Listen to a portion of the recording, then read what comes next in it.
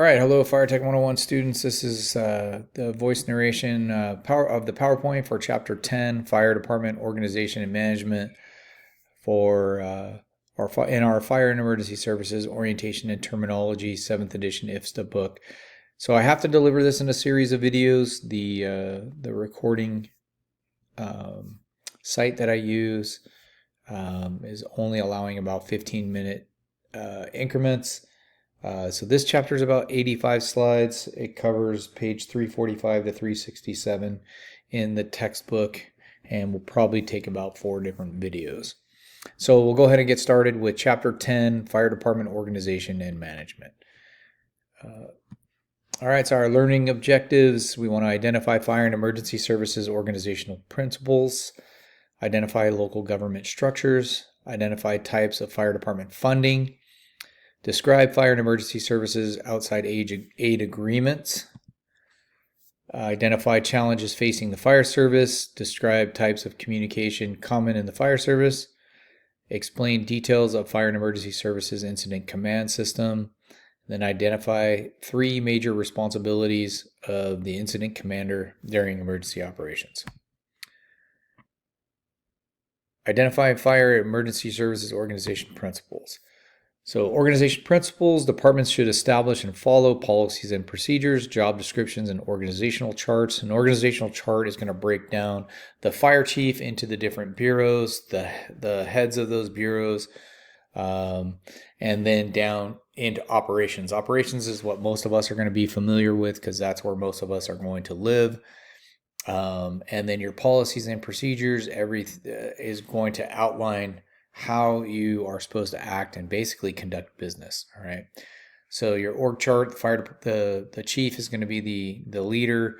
In the department I work for, we have deputy chiefs that are in charge of the operations bureau, the fire prevention bureau, and the support services bureau.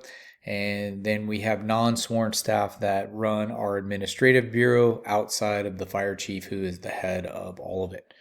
Okay. Under our deputy chiefs in each bureau, we have an assistant chief. And then from there, in our org chart, it's going to break down into the operations bureau, which has battalion chiefs, then captains, engineers, firefighters, and firefighter paramedics, right? So essentially your org chart is going to illustrate your structure, and it has that line of ranking authority, okay? Which I broke down. Here you see an example of an org chart with the fire chief and then their administrative assistant. So this one has an assistant chief. We have deputy chiefs of each of the bureaus, right? Operations, fire prevention, and then we have support services, okay? The assistant chief is higher than the deputy chief. In our department, the deputy chief is higher than the assistant chief. Some departments have division chiefs instead of assistant chiefs. So it really is kind of authority or jurisdiction dependent, I should say. The larger the department, the more complex the chain of command is going to be, and the more complex the structure is going to be. Okay. When you look at our operations bureau, we have a deputy chief of operations, an assistant chief of operations, and then the battalion chiefs. We have 3 battalions for 23 stations. Okay. So depending on the number of stations you have is going to depend on the number of battalions you have, so that you can reach a span of control. And like in Orange County, they have divisions. So because their department is so large, the division chiefs will oversee a certain number of battalions. Okay. So really the complexity of it is going to depend on the size of the organization, and the structure is going to be organization dependent as well. I worked for a very small department where you had the fire chief, you had 3 battalion chiefs, and you had your station level captains. The battalion chiefs, you have 1 battalion chief and 1 for each shift, which meant 3. So you had a fire chief, battalion chief, and then your station captains.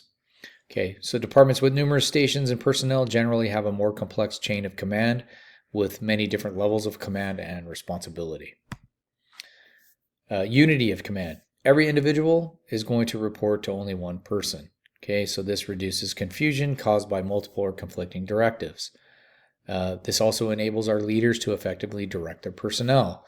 So your captain, you're on an engine, there's 4 of you on an engine or 3 of you, you're going to report to your captain. Your captain is going to report to a battalion chief.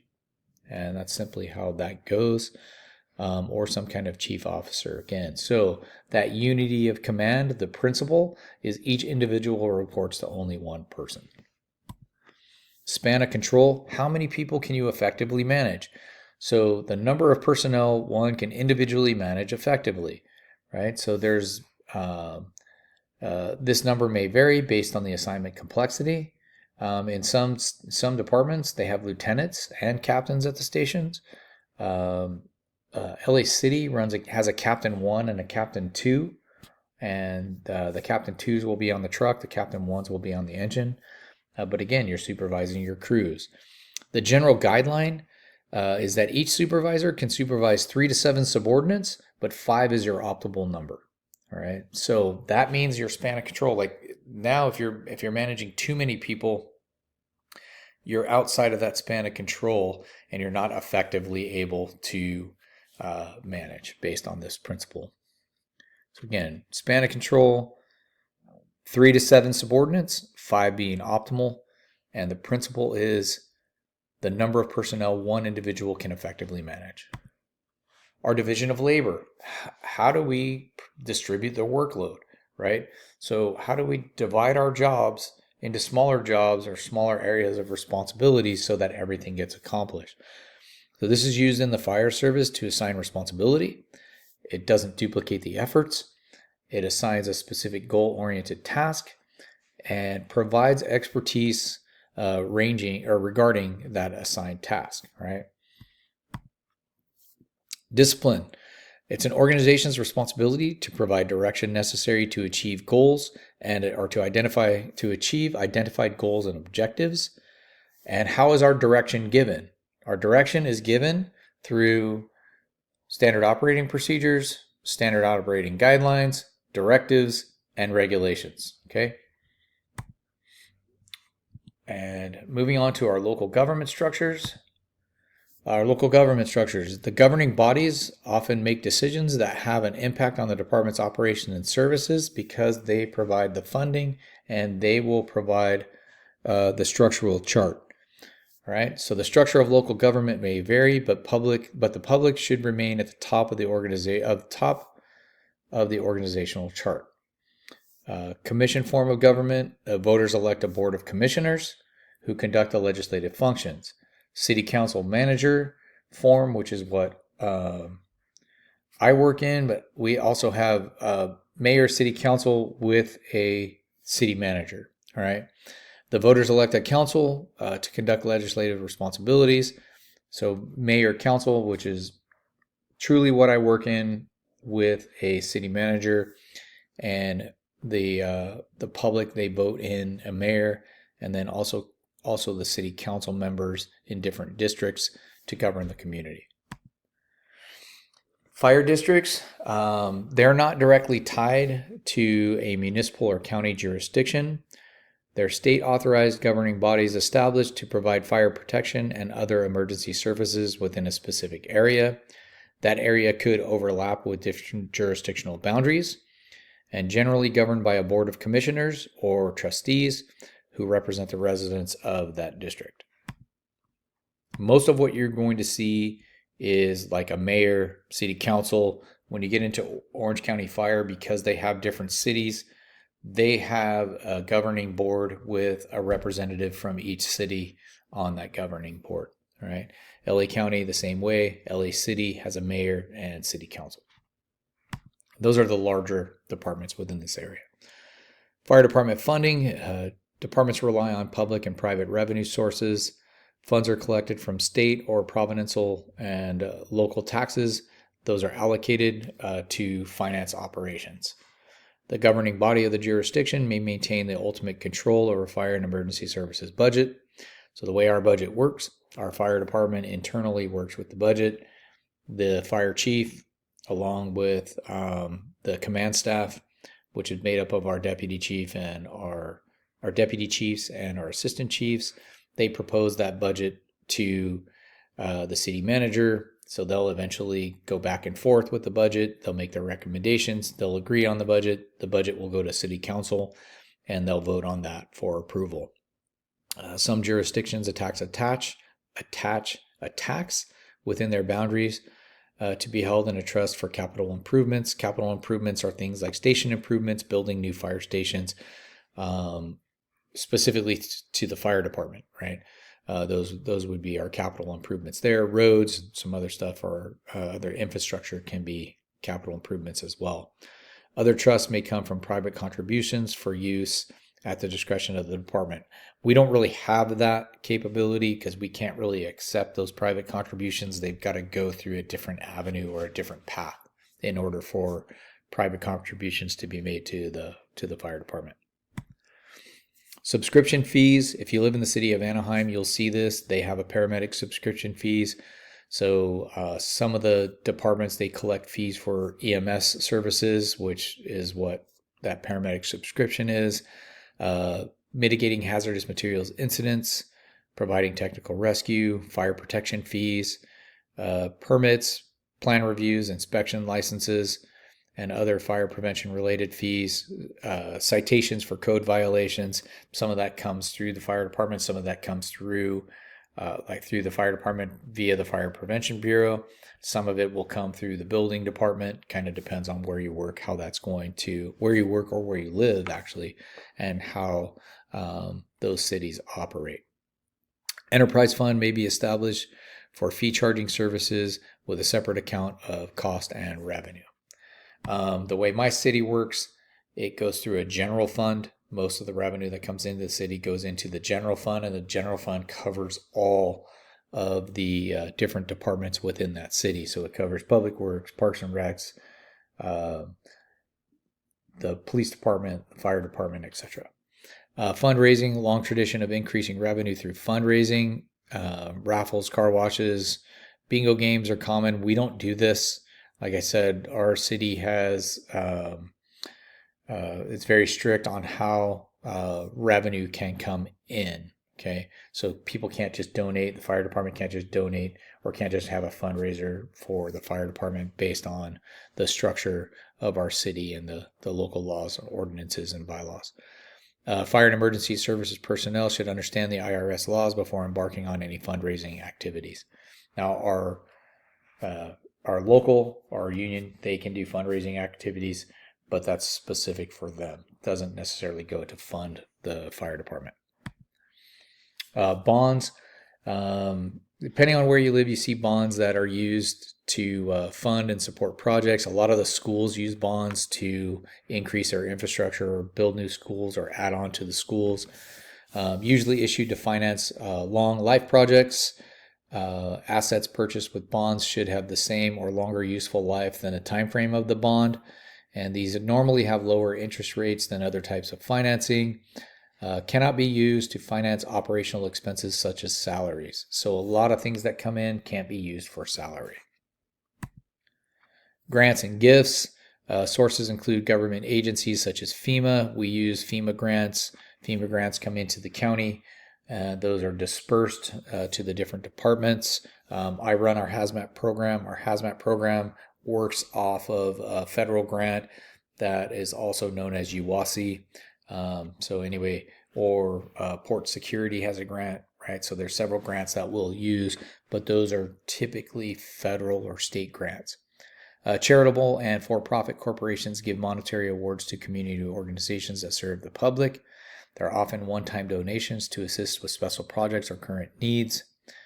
Grant entities usually require a formal application process, and there's also very strict stipulations on using grant funds. Again, we don't have a lot of charitable or corporate money that comes in. We're generally using federal or state grants. Applications are reviewed by the board that will make a funding determination.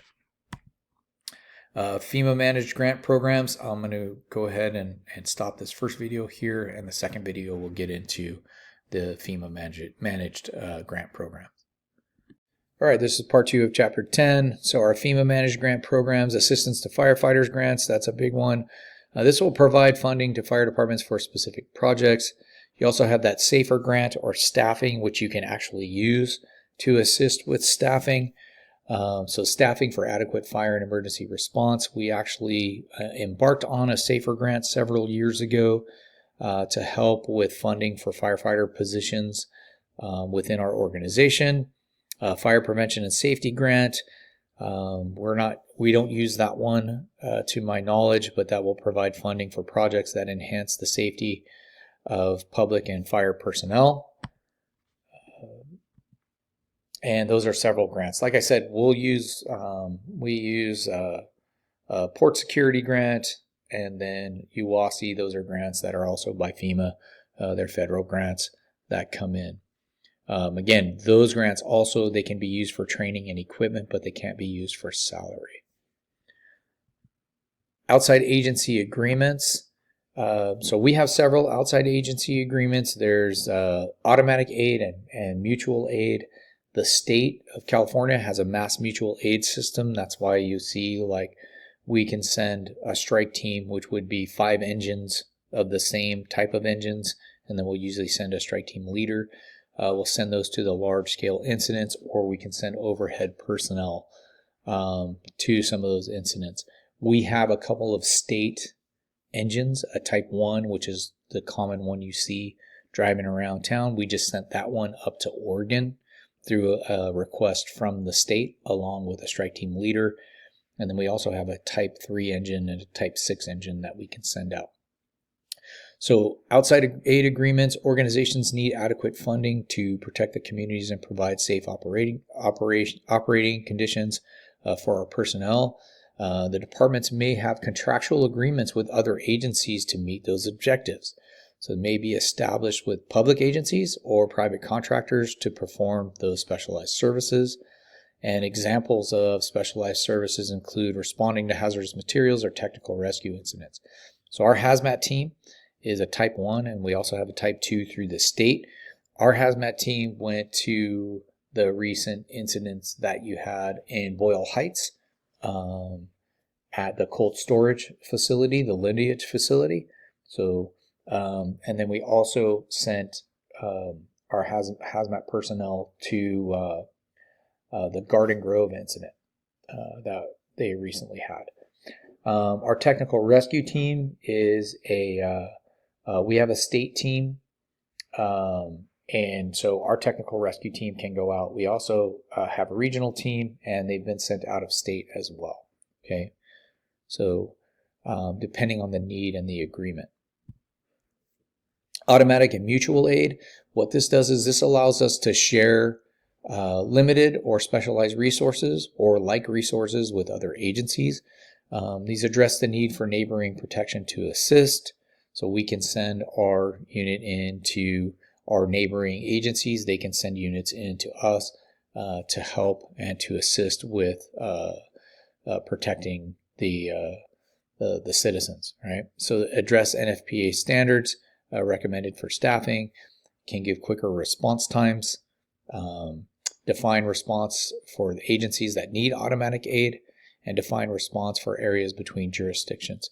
So some smaller agencies, their first alarm assignment for a structure fire, that may have automatic aid with other agencies, right? Because of the small size. So kind of just depends on your jurisdiction. We're fortunate, we have 23 stations, so we have enough apparatus. We can fill a first alarm, we can fill a second alarm assignment, even go to a third. Usually that's going to a third or greater is going to require assistance, but that assistance usually for us means they'll come in and backfill our fire stations. Some stations that have only 1 or 2 stations, they may need automatic aid. In the South Bay, Manhattan Beach, Redondo Beach, El Segundo, right? They may work together on a structure fire response through the automatic aid system in order to have enough resources for that incident.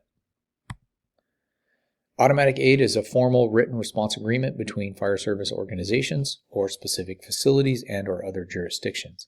It's initiated under predetermined conditions, must be established in advance, and can be used to supplement staffing also in cases where specialized resources are needed that are not available within a jurisdiction. We have an automatic aid agreement with a city in Los Angeles for hazmat. So if they have a hazmat response, we will send our hazmat unit up there. They'll pair up so that they have an appropriate hazmat team in order to mitigate certain incidents. Mutual aid. It's a reciprocal agreement between two or more fire and emergency services agencies, maybe local, regional, statewide, or interstate agencies. Agencies may not have shared boundaries, all right? So they might not share boundaries or have a closest unit dispatch, right? There are some areas in Orange County where they'll have shared boundary responses, where they'll dispatch just the closest unit regardless of whose jurisdiction it is.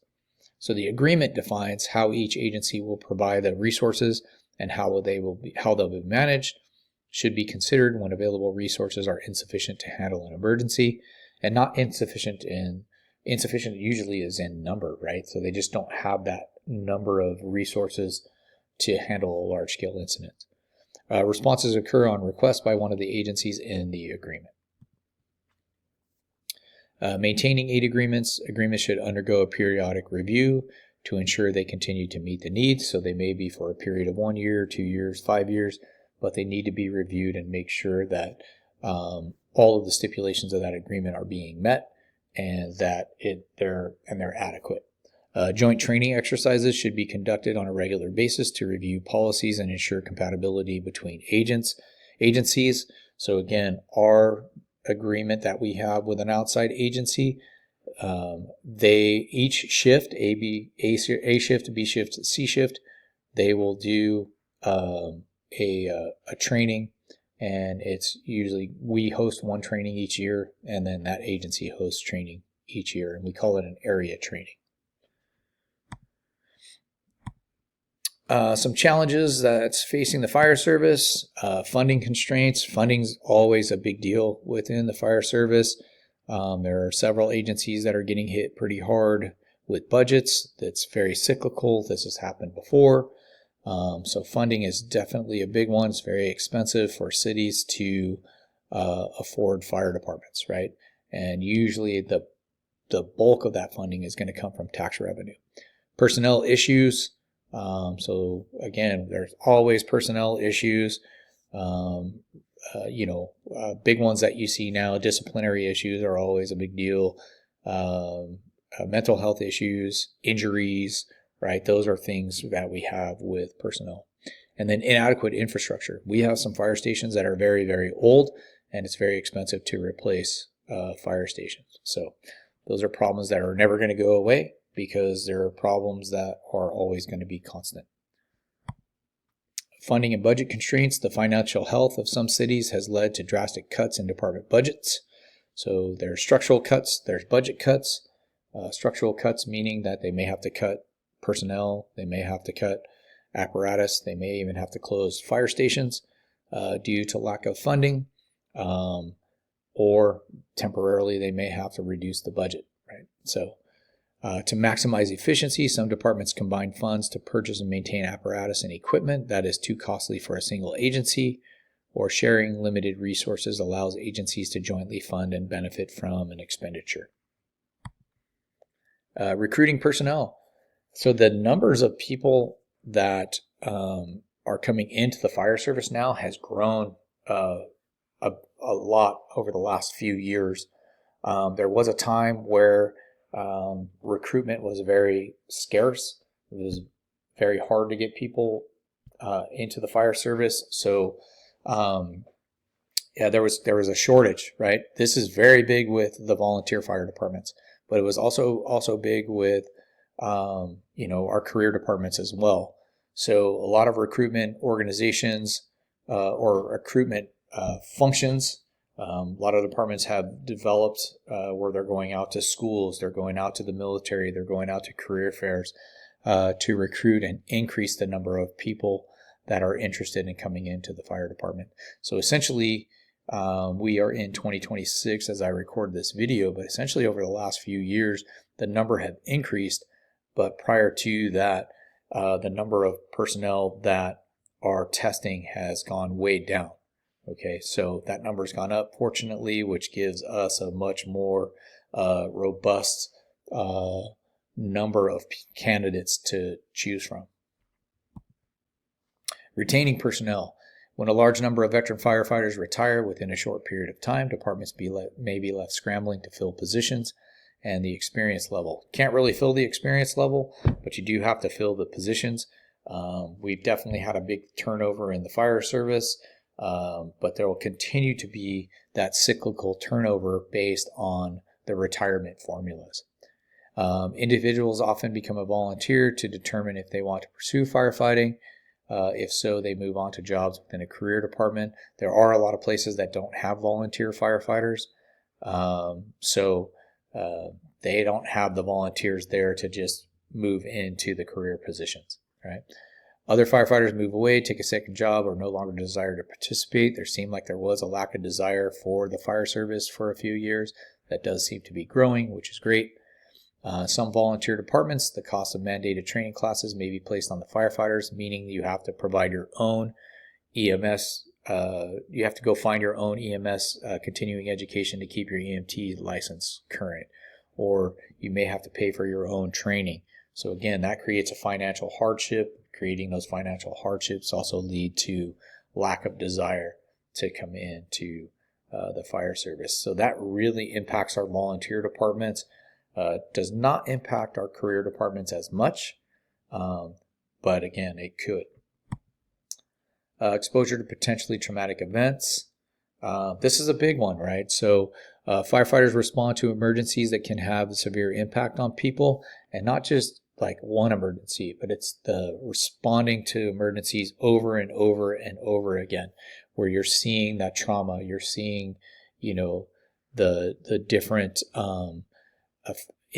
incidents that have an impact on your lives, right? Individuals react to stress in different ways, and then unresolved stress tends to accumulate, right? This is why it's so important for our personnel to be able to have incident debriefings, be able to talk about the stresses that it causes, and prepare themselves mentally for what you're going to see.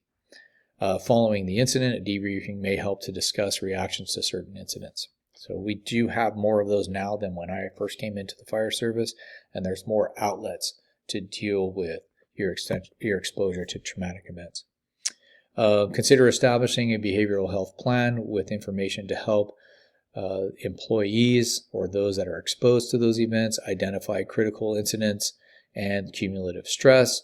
And then your plan should consist of emergency services and healthcare personnel, which, like I said, here in the Southern California area, LA area, we all have at least EMT licenses, some with paramedic licenses. So we are both fire and EMS personnel, as well as clergy who have specialized training. So we actually have a whole behavioral health team or peer support team that helps with these incidents, and they go through specialized training.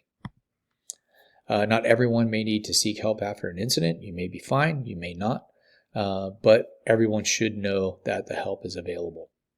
All right. Firefighters should seek out counselors who specialize in assisting people working through trauma after serious incidents. There are people that specialize in public safety. We do have a peer support team. That's an option for helping firefighters provide the support group, and they're formally trained. And then we also have other formally trained behavioral health professionals, psychiatrists, psychologists, that can help out. And I'm going to stop the video here, and then we'll get to outdated equipment as one of the challenges in the next video.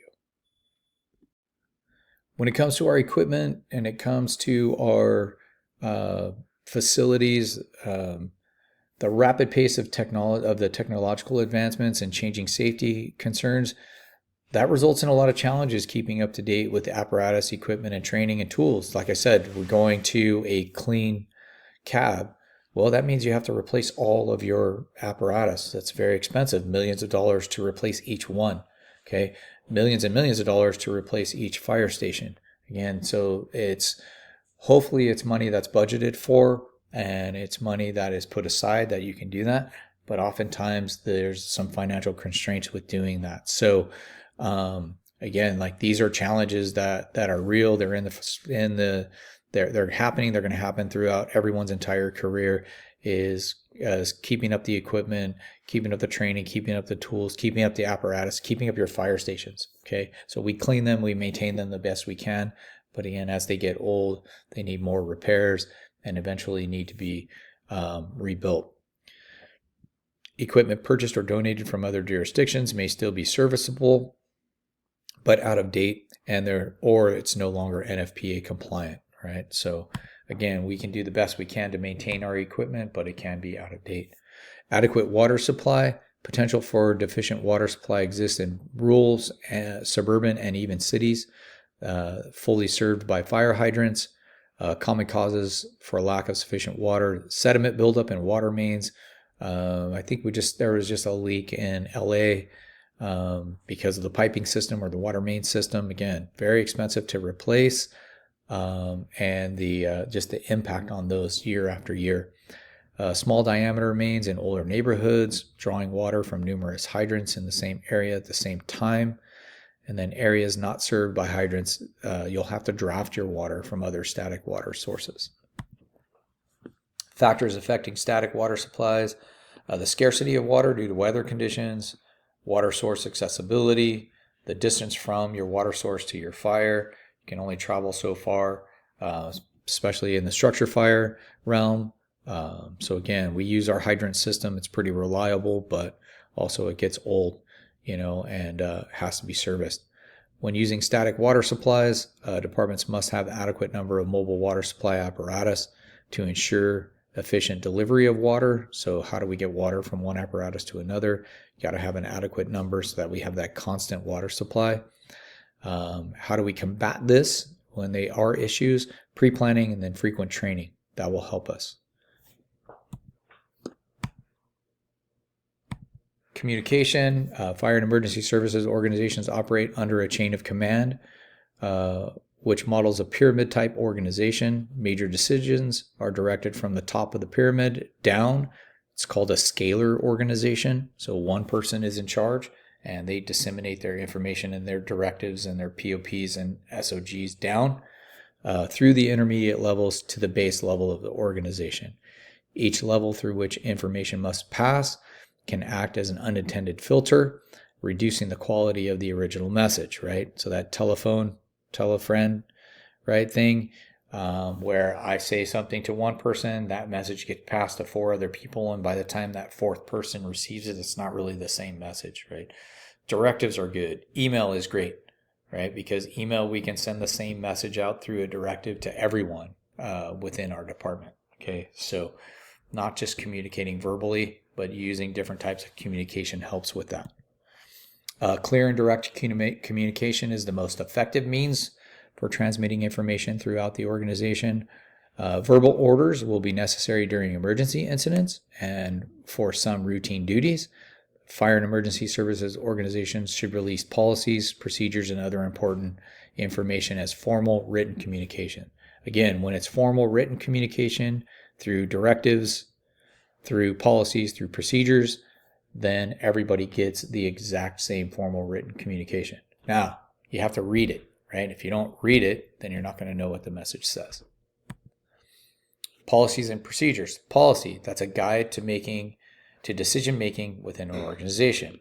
A procedure is a guide to action as a formal written document that describes detailed steps that are required to carry out department policy for specific situations and conditions. Our policy is our guide to decision-making within an organization. Our procedure is our guide to action to carry out the department policy for specific situations and conditions.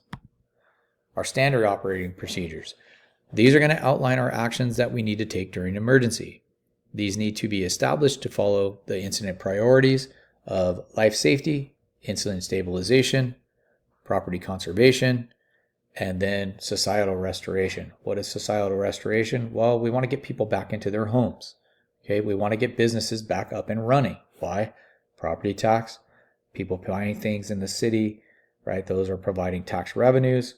Businesses operating, they're also paying taxes. So it's important, one, so that the people can restore and get their way of life back, get back into their home, get back into their normal life. Business owners can get back into their business. They can get back into their normal way of life, their normal business, so that they have employees that need to go to work, right? Everybody is impacted by these things. So it's very important that we operate under those priorities. Standard operating guidelines. Generally, these are less rigid, and they may give firefighters a little bit more latitude in choosing how they want to implement this method. All right. Corrective action. So corrective action is used to establish and maintain discipline and accountability with personnel. So again, we find something wrong, we need to correct it, right? Discipline and accountability. 3 main goals here. We want to modify behavior of underperforming members. So we identify that you're not performing as well as you should. So then what do? We set up a performance improvement plan. You have to meet those performance improvement plan stipulations within a certain time frame. And then, right, we've corrected that behavior. We set expectations for other members. We also, by doing these, we maintain the public trust in the department. So these are going to vary based on our organization, but generally those 3 main goals are what we want to accomplish. Underperforming members can also not just be like your performance on incidents, but also they can be like just your general demeanor and just essentially how you're conducting yourself as well. Career departments has specified levels of actions that start with a verbal warning and proceed to time off without pay, demotions, and terminations. So there is specific. You can get a coaching and counseling session, which is, hey, this went wrong. This is what we need to do to correct it. Let's try to make sure that this doesn't happen again. All the way up to a verbal reprimand, to a written reprimand. Then you start getting into those disciplinary actions, which involve time off without pay, demotions, or termination. Volunteer departments, they may warn their members, suspend them for a period, demote them, or terminate the membership, right? It's a little bit different. Volunteer versus career because of the protections that you have as a career employee, protections that you have in the process that needs to be followed. Influences on corrective action. How severe is the offense? How often are you committing offenses? The same offense, different offenses? Are you just one that continuously gets in trouble or continuously makes mistakes? What is the previous record of the individual? What have we done with similar occurrences? So maybe not the same individual, but hey, this is how we've corrected that action in the past. This has worked. Okay, well, we need to be consistent in how we approach our corrective action. Collective bargaining provisions. So again, we're part of a union. We're protected. We're protected by the Firefighter Bill of Rights. So there are certain ways that investigations have to be conducted in order to protect the integrity of the process so that you're protecting the rights of the individuals. And then also jurisdictional rules and regulations. Incident command system. So the incident command system is really how we effectively manage our operations. Okay, National Incident Management Systems, Incident Command System, NIMS or ICS. We commonly default to the ICS term that we use for incident command. Designed to safely and efficiently manage operations of a variety of incidents of all sizes. So even your medical aid, where you have 4 people to 6 people show up, the captain's in charge. That captain is the incident commander on that medical aid, even though they don't formalize that. You go to a large structure fire. Now you have an incident commander that sets up command and formalizes that command process. This is a model system for coordination that combines command strategy with organization procedures, may be used during single agency or multi-agency incidents, and is applicable to emergency and non-emergency events. So you can use an incident command system in non-emergency events.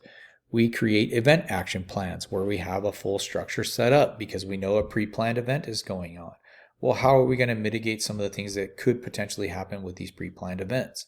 Okay, or emergency events. We have a structure that's set up. right? The incident command system is used in the wildland incidents, right? So there's a large incident command system set up because you might get thousands of people that are showing up to mitigate this incident, okay? What this does for us is it provides common terminology and a common command structure so that it ensures the ability that organizations can operate with one another and they can interface with one another.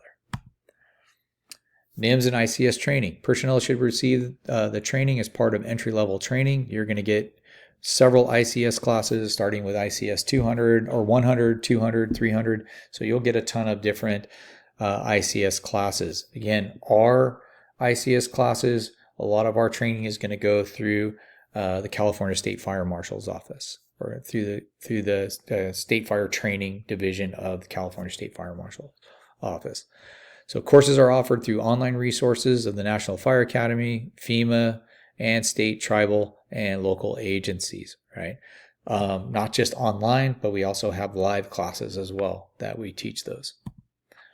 Functional areas of ICS. So ICS is divided into 5 major organizational positions that are defined as sections. So we have command, finance, logistics, planning, and operations. We become most familiar with operations. But each of these sections is responsible for one of the major functions as it pertains to the management of overall activities. Command, they're running the show. They have 3 staff members, the safety officer, the liaison, and the information officer.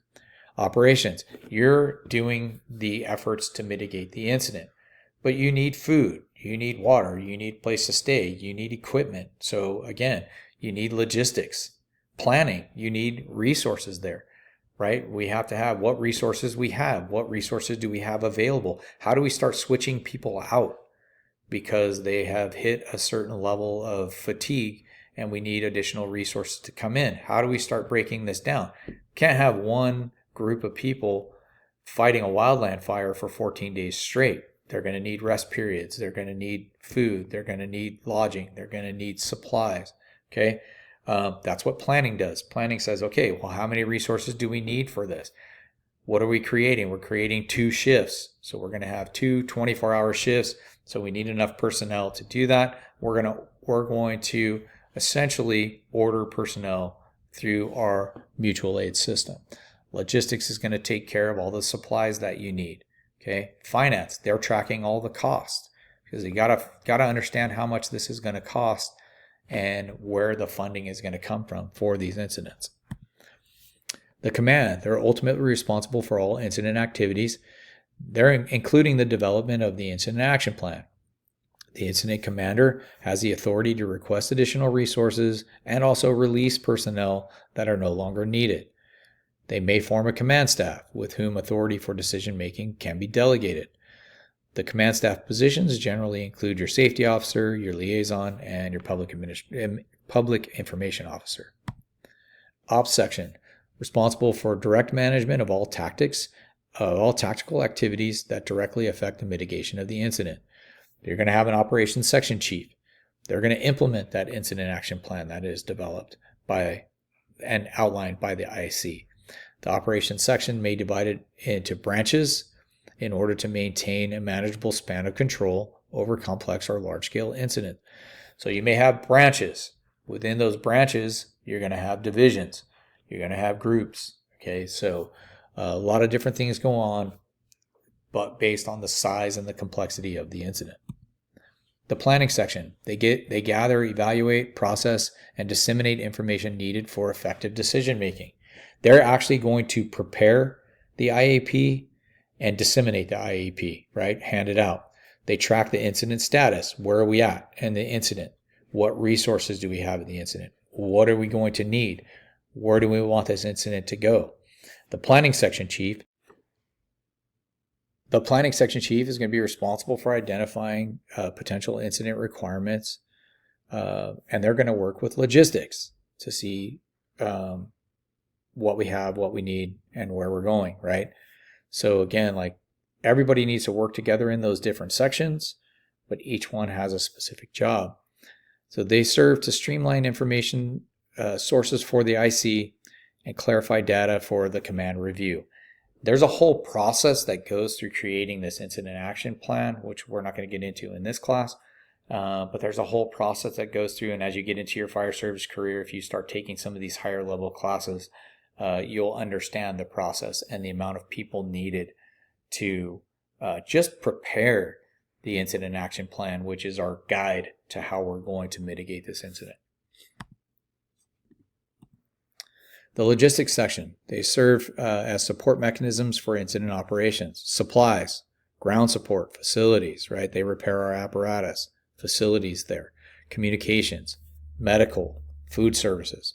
Long-term or complex operations often heavily rely on the logistics section to maintain continued operations. So they're basically finding all of this stuff. Finance administration, they got to track and document all the costs and the financial aspects of the incident. Usually they're only activated during large-scale, long-term incidents. They also have legal issues and contract issues, right? Contract issues with contracts with vendors. So they've got all of those things that they need to examine and make sure that they have the right people in the right places. Intelligence used to gather information related to an incident, may be assigned when cause determination may be required, extensive investigative efforts. They're going to usually work in conjunction with the planning section to gather information, because planning is gathering information, right? That situation status. Some of the terminology for NIMS or IC, for NIMS or ICS. The incident commander, or the IC, individual at the top of the incident chain of command in charge of the overall incident. What are their primary responsibilities? Formulating the incident action plan, coordinating resources, ensuring that goals and objectives are being met. The command staff. These members assume responsibility for key functions. They allow for a manageable span of control at the command level. Formulating an IEP. This should identify our strategic goals and our tactical objectives to handle this incident. Small-scale, short-duration events don't require a written incident action plan. But when you get those more complex incidents or those longer duration emergencies, then you need to have a formal incident action plan available. Section. This is defined as the organizational level having responsibility for a major functional area. Maintained organizationally between a branch and an incident command. So our sections are going to include operations, logistics, planning, finance, and then sometimes intelligence is added, right? Sometimes intelligence is incorporated into planning. The section chief oversees the function and reports to command authority for all established branches under the functional responsibility of that section. A branch, that's an organizational level with functional or geographical responsibilities for major parts of the operation or logistical functions. Okay, so they're responsible for performing a function or a geographical area, right? So these are placed between our sections and our divisions or groups. So for example, operations section, branch 1, division Alpha, division Bravo, division Charlie. Okay, so that's how that breaks down in these large scale incidents. I've been on incidents where there's been 10 branches, okay, and each branch has several divisions or groups within that branch. All of that is under the operations section. The operations section chief is going to report to the incident commander, okay. Branch directors, that's what the leader of a branch is called, is a director, is a branch director. They're responsible for the future function of that branch. So group supervisors, division supervisors, they're going to report to the branch director. That branch director is now going to report to the operations section chief, right? So that's how that works. It starts minimizing who communicates with who. It divides up that division of labor appropriately, and it assigns specific tasks and functions to different personnel within the incident. So groups or division. A division is a geographical area. A group has a specific function. Okay, medical group, they're responsible for medical. Ventilation group, they're responsible for ventilation.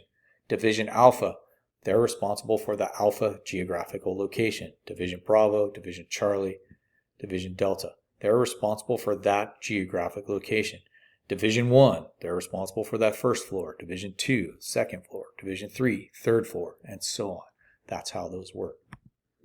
Division, geographic destination that assigns responsibility for all operations in a particular area.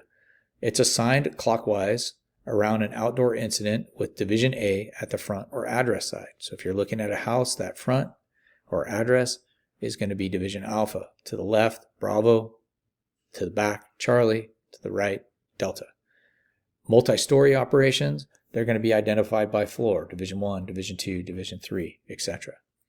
Division level is between single resource, a strike team, which is 5 like resources with a leader, task force, which is unlike resources with a leader, a task force leader, and you might have unlike resources, and then a branch or a section. Division soup or division supervisor is responsible for a specific functional assignment, and they're going to report to whatever branch they're in. Not all incidents have a branch. They may not need it, okay? Some do, depending on the size and the complexity. Groups, they're going to be organized by a functional assignment, okay? So salvage group, search group, ventilation group, medical group, they're all a group. They have a group supervisor. They're the equivalent of a division, okay? But they're functional, not area, not geographical, okay? So their group supervisors, they're going to be responsible for the oversight of that specific function as opposed to a geographical area. They're going to report to their division supervisor. Units, those are the organizational element having responsibility for a specific function in planning, logistics, or finance. So they don't use their units. They're not necessarily groups or divisions, right? They may serve to address communications. So you're going to have a comms unit, medical unit, food unit, supply unit, or other responsibilities. A unit leader is responsible for managing a particular activity in a section to which they're assigned. Triage in the medical group of an operations section. Triage unit leader. All right? So they're going to be in the medical group, but they're going to be one specific thing. Their purpose is triage. Supply unit in the logistics section. Cost analysis unit in the planning and administration section. Right. A strike team. Specified combination of the same kind and type of resource. 5 type 1 engines with a leader. That's a strike team of engines. 5 of the same water tenders and a leader. That's a strike team of water tenders. Okay? So that's what a strike team is. A task force, composed of single resource assembled for a tactical need, may consist of a specified number of engine and ladder companies assembled together. Strike team and task force leaders, they have communication established with their members of their team or their force and their immediate supervisor. A resource, considered personnel and major items of equipment, supplies, and facilities that are maintained for assignment to an incident. Described by the kind and the type. So it may be used in operational support or supervisory capacity. So you could be ordered as a single resource. Okay? Situation unit leader, resource unit leader, plan section chief, operations section chief, division supervisor. Those are single units, right? Those are resources. Okay? But they're used in either operational support or some kind of supervisory capacity. But what's their type and what's their kind? All right. Moving on to the emergency operations section, identify 3 major responsibilities of the incident commander during emergencies. So the incident commander should conduct the initial size up and risk assessment prior to committing to operations. Most of the time on a structure fire, this is your first arriving company. They're going to provide that size up. The incident commander comes in, the battalion chief will come in, assume incident command. Whoever is the incident commander needs to maintain accountability of their personnel. They need to know where they are and they need to know what they're doing. They need to establish a rapid intervention crew and tell them where they're going to be located. And they need to assign an incident safety officer. The size up. What is a size up? That begins before the incident is reported and continues throughout. So the incident information can be gathered from preparedness or pre-plans, dispatch information while you're en route. Most of the time, it's going to be verified by you arrive on scene, who you are, where you are, what you have, and then what actions you're going to initiate. We do a 360 of our structure, so we walk around the scene. We do a 360 of the structure so we can provide any updates on the structure, any different conditions, any hazards on all sides of the building. The 360 is so that we can get a look at every side of the building or every side of the structure that we're on. Some size up observations: the size and nature of the incident, hazard and safety concerns that face our personnel or victims, areas that need to be isolated or secured, what are our initial objectives going to be, what resources do we need, what are our locations of our zones, where's our command post, where is staging going to be, how are we going to get in and out of the incident, and then in a hazmat, where's our decontamination corridors, where are we going to decon our personnel, going from dirty to clean. Our personal accountability system. This is very critical to firefighter safety. We must identify and track the assignment and location of all of our personnel working on an incident. This is why we don't freelance, meaning you don't just get to do whatever you want to do. You're given an assignment by the incident commander. You repeat what that assignment is. You acknowledge that assignment, and the captains are in charge of keeping track of their personnel. All right. So again, this is that accountability. Must include individuals who may respond to an incident in vehicles other than fire apparatus. So if somebody's coming in as a single resource, we have to account for that person. Where are they going to be located? What are they going to be doing? Should be standardized throughout the department. Allow for integration of mutual aid, meaning resources coming in from other jurisdictions, and we need to use a personnel accountability system at every incident. This is a tag system. We don't often use this tag system anymore. We have different ways of using it, but this is something that's commonly used, right? Your name tag's on there, so we know who you are, what resource you're with. We can place them together. Firefighters are issued a personnel identification tag to leave at a designated location. We have what we call a RIC roster, so we'll print out our RIC roster. That shows who's on which apparatus. I use those on a daily basis, so I know who is where at the scene.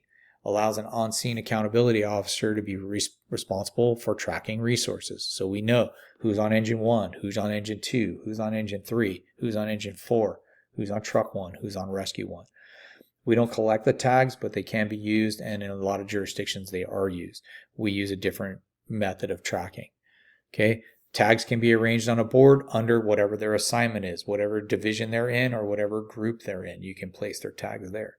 The tags get back to the firefighters once they leave the incident or once they're done in that capacity.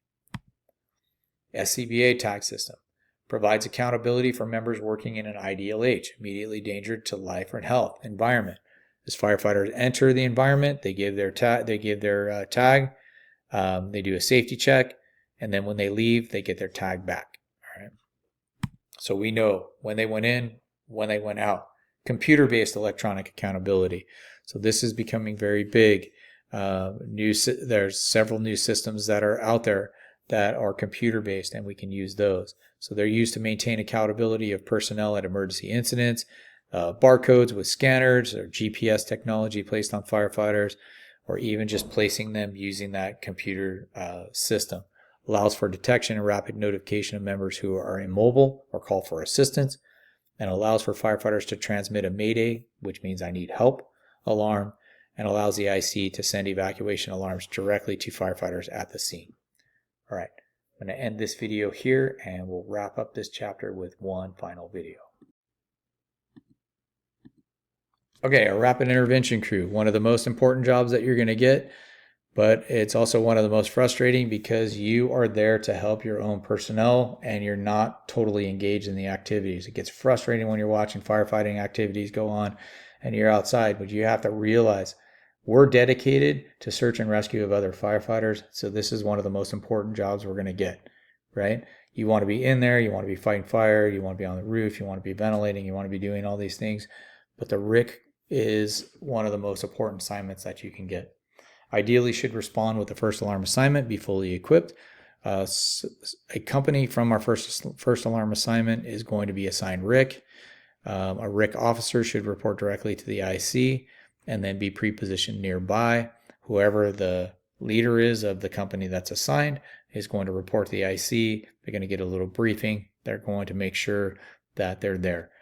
You need a minimum of 2 in, 2 out, right? A minimum assignment is 2. So 2 people need to be outside, dressed, ready to go for rescue for 2 people inside.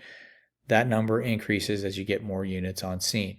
Okay, so the actual size and number of teams is going to depend on the incident size and complexity, right? You may have multiple RIC companies. If you have fire in a high rise on multiple floors, you may have a RIC company assigned for each floor. It kind of depends. If you have several branches, you may have multiple RIC companies assigned for different branches.